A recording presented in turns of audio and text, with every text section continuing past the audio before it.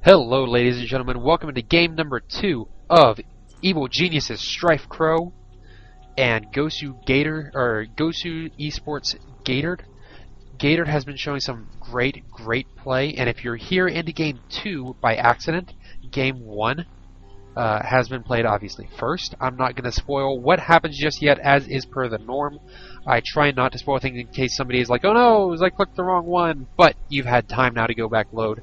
And if you're not at game 1, then it's probably because you've already seen it. Gosu Gatored, in some previous series, played some fantastic games. However, StrifeCro's early taking of the gold really simply overpowered his opponent. Just dominated through sheer force of will and numbers.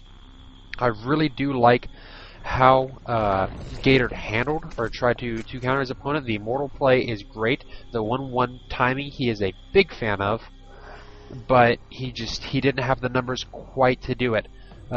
He had some great force fields. He really held for the longest time, but he just couldn't overcome. I think maybe if he would have been a little more defensive, he might have been able to hold out until the gold for the Zerg ran out, and then they would have been back on a little bit more of even footing.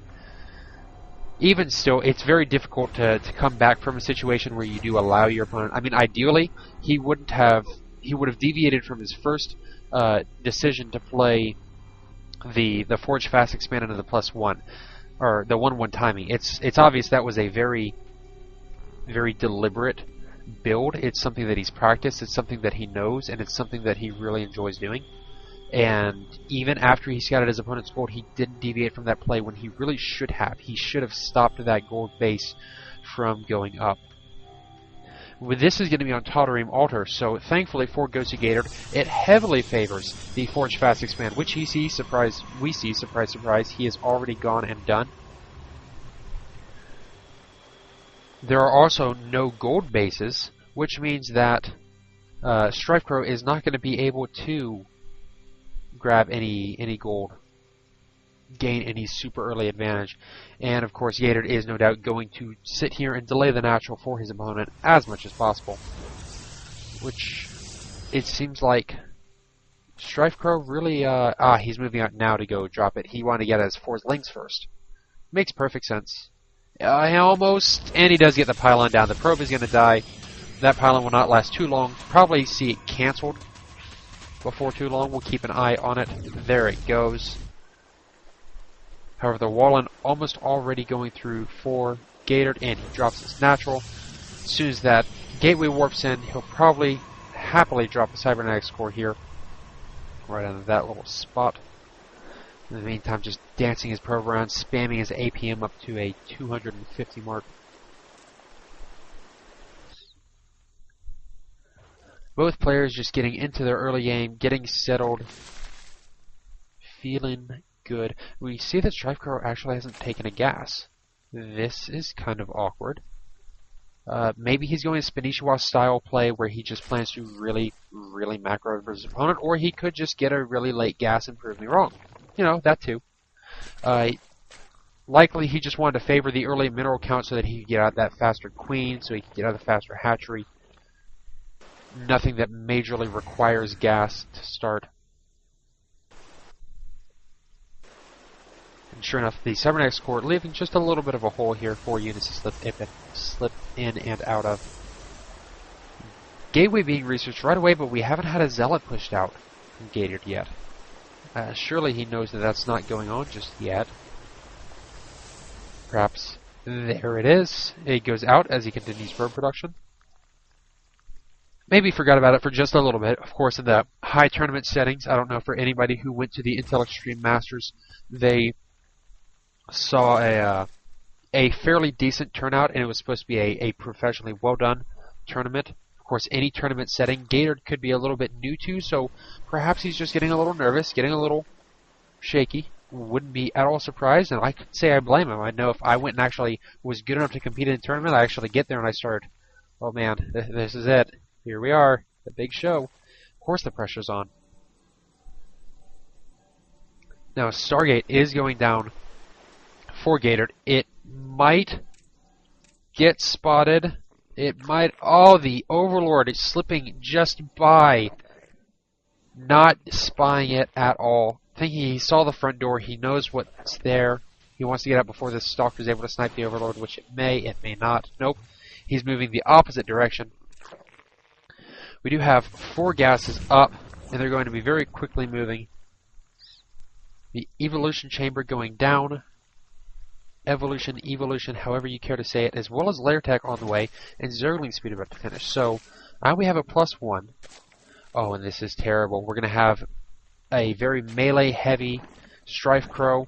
We're going to see what he drops now that this lair is finished. As the Void Ray is coming out, he doesn't know that the Stargate play is on the way. He's dropping Spine Crawlers and an Infestation Pit. So, a Zergling Infestor style play, which could prove very beneficial. We do have Burrow as well. Not at all unlike Dongregu's Infestor Burrow push that was proven unsuccessful on Shattered Temple, however, on the more open. And the Zergling's going to scout the Void Ray here.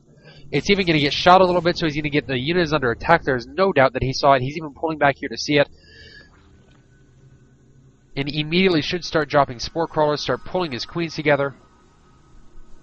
And even a Macro Hatchery going down. The Void Ray is fully revealed here. Yes, we do have another queen on the way.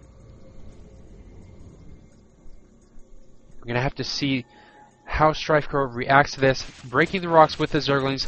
This is a very small thing that I love. Why? The Zerglings can't do anything else. They might be able to put on pressure here at the front, but it's very unlikely. So do something with them. We have in the meantime the 2 queens have pulled together. 2 queens cannot, or 1 Void Ray cannot take on 2 queens.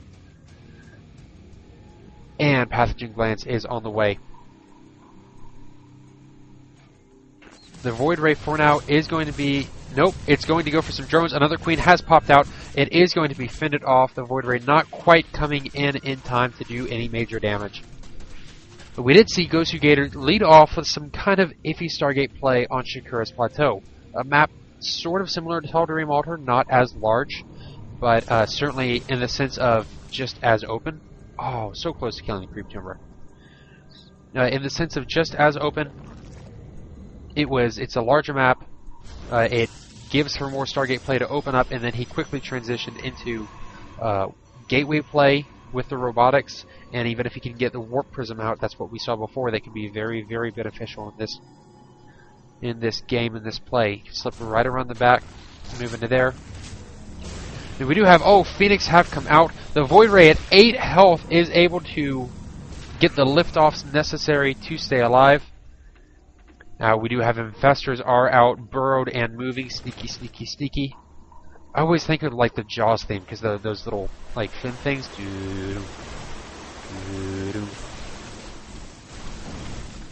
And Fungals go down on the ranged units. They are not able to get away. Force Fields do go down, and then more Fungals on the Zealots, working down at their damage.